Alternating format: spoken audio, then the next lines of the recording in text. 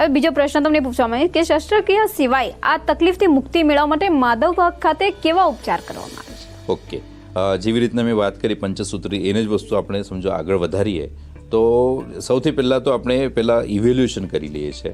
એટલે ડિસીઝ નક્કી કરીએ છીએ, રોગ નક્કી કરીએ છીએ, અને રોગને તકલીફ આપવાવાળા બીજા કયા કયા પાછા રોગ છે. એટલે 5 રોગ જે છે એમાંથી 1 છે, 2 છે, 3 છે, 5 રોગ નક્કી કરવામાં આવે. એમની પ્રોગ્નોસિસ કહેવાય. એટલે આ બધા રોગ કેટલા હદે એને તકલીફ આપી શકે છે એ જાણકારી મેળવવામાં આવે. અને એ જાણકારી માટે જેમ કે આપણે સ્ટ્રેસ ટેસ્ટની વાત કરી, સ્ટ્રેસ ટેસ્ટની અંદર આપણે એટલું જાણીએ છીએ કે હૃદયની કેપેસિટી કેટલી છે. જેમ અમે નક્કી કર્યું છે કે 1 ml VO2 મેક્સ આપણે વધારીએ એટલે 1 ml થી પણ લોહી સમજો વધારી શકતા હોઈએ તો 15% ચાન્સીસ હાર્ટ એટેકથી મૃત્યુ થવાના ઓછા થઈ શકે છે. એટલે એ આપણે ડેવલપ કરીએ છીએ. સમજો બીપી બ્લડ પ્રેશરની વાત કરીએ તો ABPM આપણે કરીએ છીએ, એટલે એમ્બ્યુલેટરી બ્લડ પ્રેશર મોનિટર. એટલે 24 કલાક મશીન આપણે લગાડી આપીએ છીએ અને એના પછી આપણે નક્કી કરીએ કે દિવસ દરમિયાન કયા કયા સમયે તમારું બીપી વધતું હોય છે.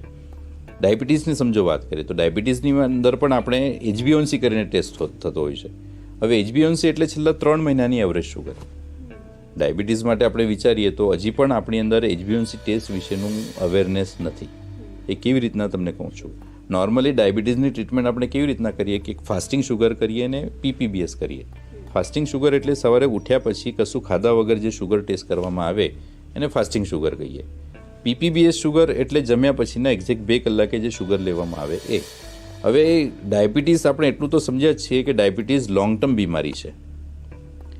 ફાસ્ટિંગ અને PP આ જે 2 ઇન્વેસ્ટિગેશન આપણે કર્યા છે એ શોર્ટ ટર્મ છે. એ દિવસની શુગર છે. જરૂર નથી કે મારી સમજો ફાસ્ટિંગ શુગર 100 આવતી હોય તો બીજા દિવસે પણ હું ફાસ્ટિંગ શુગર કરીશ તો 100 જ આવશે. બિલકુલ નથી. આજે કદાચ મારી ફાસ્ટિંગ શુગર 100 છે તો આવતીકાલે 110 હશે, 120 હશે, 90 હશે, 80 હશે. એટલે આખી જે એવરેજ છે એ એવરેજ આપણે HbA1c કરીને ટેસ્ટમાં ખબર પડે. એટલે પાછળના 3 મહિના દરમિયાન પણ મારી શુગર કંટ્રોલમાં હતી કે નહીં એ આપણે પહેલાંની અંદર ખબર પડે. એટલે આપણે short term sugar plus long term sugar એવી રીતના શોર્ટ ટર્મ ને લોંગ ટર્મ શુગરનો મીન કાઢીને આપણે એની ટ્રીટમેન્ટ કરતા હોઈએ છીએ. એટલે જેના દ્વારા આપણને ખબર પડે કે લોંગ ટર્મમાં પણ આપણે બીમારીને કંટ્રોલમાં લઈએ છીએ. વજનની વાત આવે તો વજનની અંદર પણ આપણે મહિનાની અંદર ઓછામાં ઓછું ટ્રાય કરીએ છીએ કે 5 થી 7 કિલો વજન ઓછું થાય. 5 થી 7 કિલો વજન ઓછું કરવા માટે આપણે ફાસ્ટિંગ નથી કરતા. એક વસ્તુ ખાસ ધ્યાન રાખવાનું. ફાસ્ટિંગ એટલે નોર્મલી એવું હોય છે કે ઓછું ખાઓ કે ખાવાનું જ બંધ કરી દેવું એવી કોઈ કન્ડિશન નથી. ઇનફેક્ટ આપણે એવું કરીએ છીએ કે દિવસ દરમિયાન 4 વાર તમે ખાઓ. 4 વાર ખાધા પછી પણ તમારું 5 થી 7 કિલો વજન ઓછું કરી શકીએ છીએ. અને રિસર્ચ છે કે તમે તમારા શરીરની અંદરથી અનનેસેસરી 10 થી 12% ચરબી સમજો ઓછી કરો તો તમે ડાયાબિટીસમાંથી મુક્ત થઈ જાઓ, તમે બ્લડ પ્રેશરમાંથી મુક્ત થઈ શકો. આ રિસર્ચ છે જે આપણે એચીવ કરતા હોઈએ છીએ. ખાસ હૃદય રોગ સિવાય માધવબાગની અંદર બીજા કયા રોગોના ઉપચાર આપવામાં આવે છે? ઓકે, જેવી રીતના મેં વાત કરી આ 5 રોગની આપણે જે વાત કરી, બ્લડ પ્રેશર છે, ડાયાબિટીસ છે, કોલેસ્ટ્રોલ છે, થાઇરોઇડ છે, વેટ છે અને હૃદય રોગ છે. આ 5 રોગને માધવબાગ ખાતે એક કેટેગરીમાં ગણતરીમાં લેવામાં આવ્યું છે. અને આ 5 રોગોની મૂળ ટ્રીટમેન્ટ મૂળમાંથી કાઢવાની ચાલુ કરી છે. એટલે માધવબાગમાં સૌથી પહેલાં આપણે હૃદયની ટ્રીટમેન્ટ કરતા હતા, પણ સરવાળે એવું ધીમે ધીમે આપણે ખબર પડવા માંડી કે જે લોકોને ડાયાબિટીસ છે એ લોકોને આગળ જતાં હૃદય રોગ થાય છે, જે લોકોને બ્લડ પ્રેશર છે એ લોકોને આગળ જતાં હૃદય રોગ થાય છે, જે લોકોનું વજન વધારે છે એ લોકોને આગળ જતાં હૃદય રોગ થાય છે, જે લોકોને થાઇરોઇડ છે એમને પણ હૃદય રોગનો ચાન્સ થાય છે. એટલે ધીમે રહીને આ બધાની અંદર દરેક રોગના આપણે અલગ અલગ ડાયટ નક્કી કરેલા છે.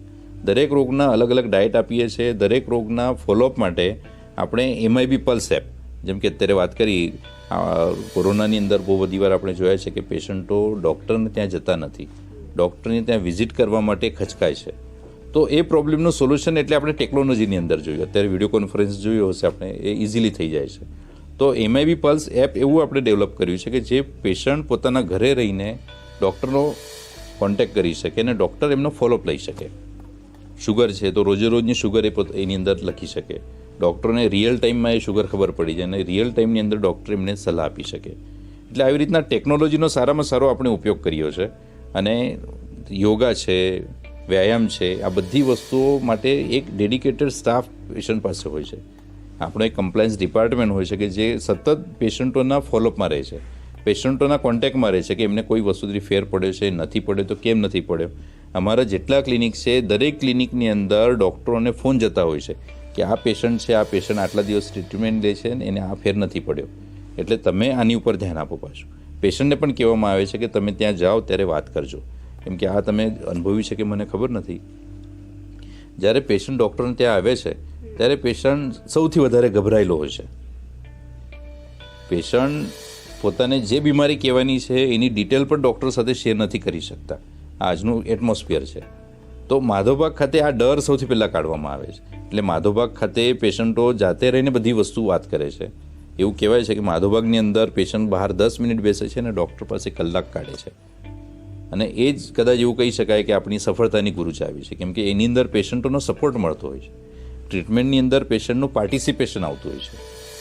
એક્ટિવલી પેશન્ટ પોતાનો ડિસીઝ કંટ્રોલ કરવા માટે પાર્ટિસિપેટ કરતો હોય છે, સહભાગ આપતો હોય છે.